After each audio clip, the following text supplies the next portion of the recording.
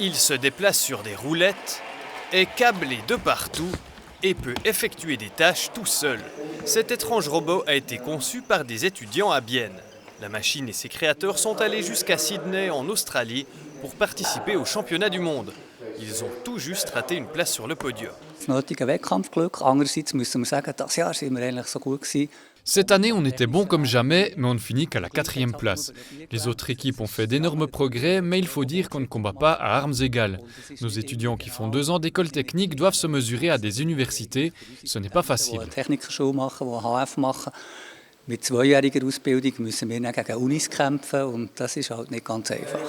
La team d'Alain Rohr est la seule équipe suisse en lice dans la catégorie logistique. Afin de pouvoir se mesurer au meilleur, elle doit fournir un travail d'une précision extrême.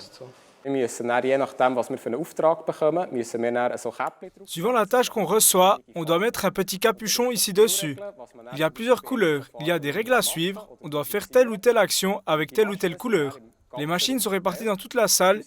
Notre programme doit reconnaître notre machine et être capable de lui dire de prendre cette pièce et de la mettre sur celle-là.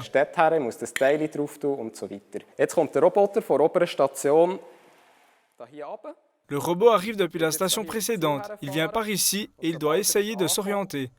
Il va devoir déposer la pièce qu'il transporte sur le petit tapis roulant.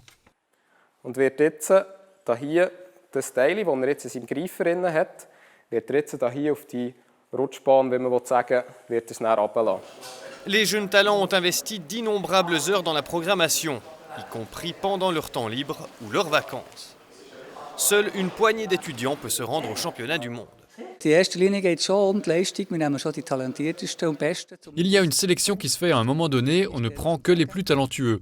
Ce n'est pas toujours facile, mais cette année, on a fait de bons choix. Il est important qu'ils sachent travailler en équipe.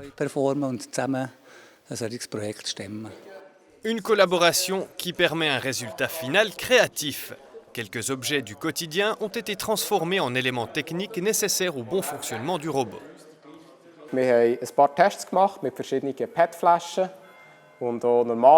On a fait plusieurs tests avec des bouteilles PET ainsi qu'avec des contenants de différentes matières.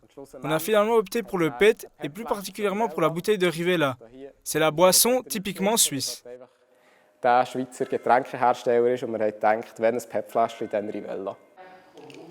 Le robot n'a pas encore éveillé l'intérêt de l'industrie, mais ses créateurs espèrent que cela arrive un jour.